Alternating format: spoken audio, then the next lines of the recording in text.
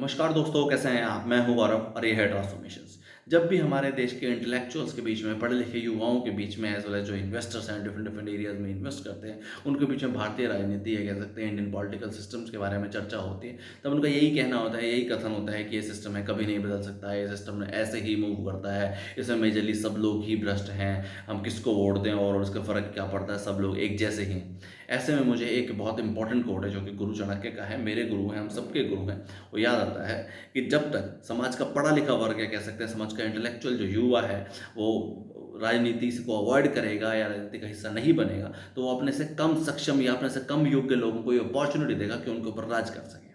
और अगर आप एक तरीके से इन्वेस्टमेंट के पर्पज से भी समझेंगे, तो ऐसा कौन-सा सिस्टम है या ऐसा कौन-सा सेक्टर है जिसके अंदर अपने आप बदलाव आ गया, जो सिस्टम के साथ अपने आप इम्प्रूव हो गया। आज आप अगर आप कोई भी सेक्टर देखेंगे या कह सकते हैं पिछले 10-12 सालों में जितने भी नए इन्वेस्टर्स ने एज़ एंजल इन्वेस्टर या डिफरेंट डिफरेंट स्टार्टअप्स में इन्वेस्ट किया, उन लोगों ने डिफरेंट डिफरेंट एरियाज़ पे इन्वेस्ट किया है एज़ वेल एज़ नए युवाओं को अपॉर्चुनिटी दी ताकि वो सिस्टम का हिस्सा बन सके और उसको बाद उन्होंने प्रूव करके भी दिखाया। और ओवरऑल अगर आप फेलियर रेट की बात करेंगे तो आज भी अगर आप स्टार्टअप में इन्वेस्ट करते हैं तो ये आपको लिखा पढ़ा मिल ही जाता है, या ओवरऑल अगर आप इसकी थ्योरी समझने की कोशिश करेंगे तो लगभग 97% of the investment done got failed. अगर 100 स्टार्टअप्स में आप इन्वेस्ट करते हैं या 100 आइडिया पे इन्वेस्ट करते हैं या 100 लोगों पे इन्वेस्ट करते हैं तो उनमें से 97% है वो फेल हो जाते हैं। सिमिलरली ऐसा इंडियन पॉलिटिक्स, पर अगर आप इंडियन पॉलिटिकल स्ट्रक्चर का या और एक तरीके से इलेक्ट्रोल सिस्टम को समझने की कोशिश करेंगे तो ऐसे कौन से इन्वेस्टर्स हैं या ऐसे कौन से एक तरीके से इन्वेस्टमेंट जो कि लार्ज स्केल पे इन्वेस्ट की गई और ओवरऑल नए युवाओं पे एक तरीके से नए सिटीजन पे इन्वेस्ट की गई जिनके पास कोई विचारधारा हो या कोई विजन हो, पर्सपेक्टिव हो।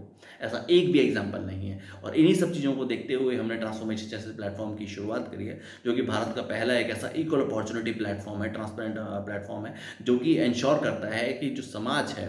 भले वो राज्य स्तर की राजनीति हो, भले वो केंद्र स्तर की राजनीति हो, उसमें नए नए लीडर्स को डेवलप करना, नए एस्पायरिंग यूथ को अपॉर्चुनिटी देना, एज एन इक्वल अपॉर्चुनिटी देना, ताकि वो अपने विचार से, अपनी विचारधारा से, अपने विजन से, अपने पर्सपेक्टिव से इंडियन पॉलिटिकल सिस्टम का हिस्सा बन सके और ये जो पैसे सत्ता और सत्ता से जो पैसे का जो विशियस सर्कल है इसको तोड़ पाएँ और नए लोगों को अपॉर्चुनिटी मिल पाए ताकि वो सिस्टम में आके काफ़ी बेहतर चेंज कर पाएँ और अपने लिए या अपने साथ के लोगों के लिए, अपने आगे वाली पीढ़ी के लिए एक बड़ा बदलाव कर पाएँ, जो कि राज्य स्तर पे, केंद्र स्तर पे हो और ओवरऑल जो है देश की प्रगति हो पाए। और जब तक इस तरीके के प्लेटफॉर्म्स को या जब तक इस तरीके की नई शुरुआत को लोगों का सपोर्ट नहीं मिलेगा, तब तक ये सिस्टम कैसे चेंज हो पाएगा। किसी भी सिस्टम को चेंज करने के लिए निरंतर फेज मैनर में, स्टेप वाइज मैनर में उसके अंदर इन्वेस्टमेंट होनी बहुत ज़्यादा ज़रूरी है, इस उम्मीद से कि जो आगे आने वाली पीढ़ी होगी, जो आगे हमारे नए युवा होंगे, जो आगे नई विचारधारा होगी, वो डेफिनेटली एक प्रोग्रेसिव विचारधारा होगी और समाज की बेहतरी के लिए काम करेगी। और इस उम्मीद के साथ जब हम बढ़ते रहेंगे तो हम बेहतर बदलाव भी पाएंगे।